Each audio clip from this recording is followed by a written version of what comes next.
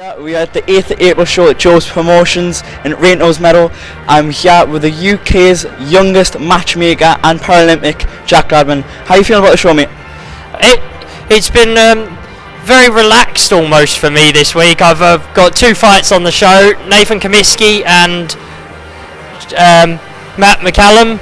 Nathan Comiskey is fighting a Czech opponent and Matt McCallum is fighting the experienced Seamus Devlin. Both of these fights are good learning fights in very different ways.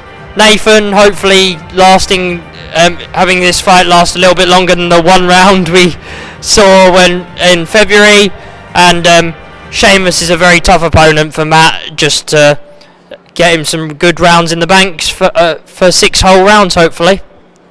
Brilliant. Do you think there's going to be any upsets tonight, or maybe a knockout or anything exciting happening? See, I'm not going to bet against a knockout. I think Nathan Comiskey's shown he's got the power to do that, and I know while he's not going to go looking for it, he would always have the power and the capability to, and he's growing into the pro game, so I think that would be my tip for a knockout tonight. I'm not going to go out on a limb and say there isn't going to be any upsets, because you can't call anything in boxing, but I mean, there's no one particularly that I would say has the biggest chance of an upset. Another fight that I didn't match, I do like on the card, is I quite like the Jordan Barker fight. She's fighting Claudia Vai, an experienced woman who's been in with a lot of women all over the world that have gone on to achieve some good things. I was speaking to Jordan earlier as she weighed in. The arena's looking kind of empty at the minute, but that's because we're here before anybody else, which is perfect because we get a good view for everything. I was speaking with Jordan. As you mentioned, she's fighting Claudia. Claudia was supposed to be fighting Kerry Haley, the last event of Joe's Promotions. Do you think that's going to make some tension between the two fighters? I don't know if there's going to be tension, but I don't imagine Jordan has a great deal of like for Claudia, because I know, and I think she's probably mentioned it on camera and off camera, Jordan and Kerry are gym mates, and I would go as far as probably to say friends, just from when you see them around each other.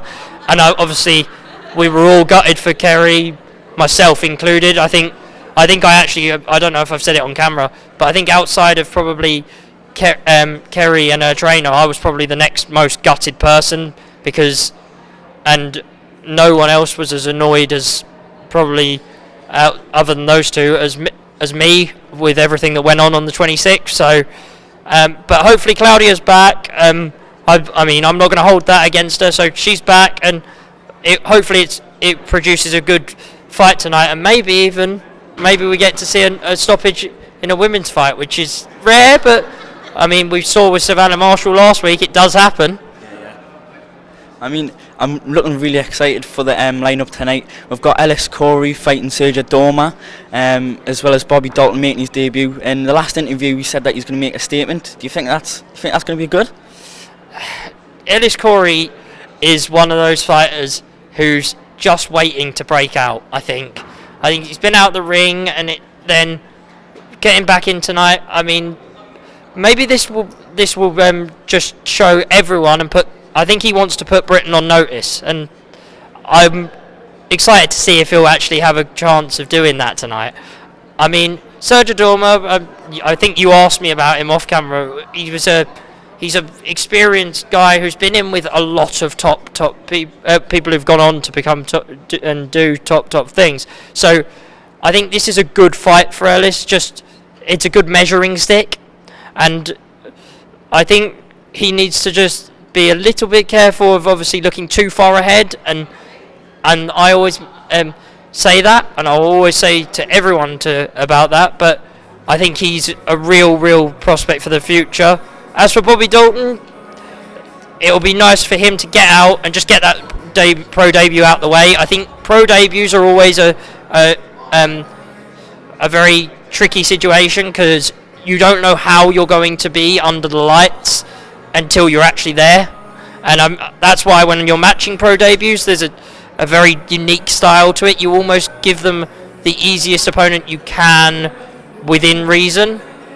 The only exception would be probably Olympic gold medalists or Olympic medalists in general, and people know the reference I'm making there, because you can't do that. But anybody else, you just want them to get their nerves out in a pro debut. So obviously you're the matchmaker for a lot of the shows in the UK. You do the likes of work with MTK and Parabellum, don't you? I do a bit for MTK, a bit for Parabellum. I also work with Victor Smith Promotions down south, and Boxing Connected down in London, as well as I will do random fights for people if they ask. Like, I have a set fee for a random fight and things like that. But I do a lot of 4 and 6 rounders with MTK and Parabellum, and as well as doing all the Jobs cards. I play a part in things. I kind of made a joke the other day that there's not a single show in the Northeast that at some point I don't end up with a finger in, and then Sky announced theirs, and I was like, whoa, I haven't got a fight on that one, and then ended up involved in that. So I was like, okay, this is starting to get to the point where I'm not actually going to be able to get through. So I think the only ones I haven't yet put anything on, I haven't done Mick Hennessy or Dennis Hobson, and I haven't done Matchroom, but I'm open to doing that if they want me to stick a random fight on a show. And to be honest, being the youngest matchmaker in Britain, I'll take anything I can get at the moment. No, that's brilliant. Thank you very much.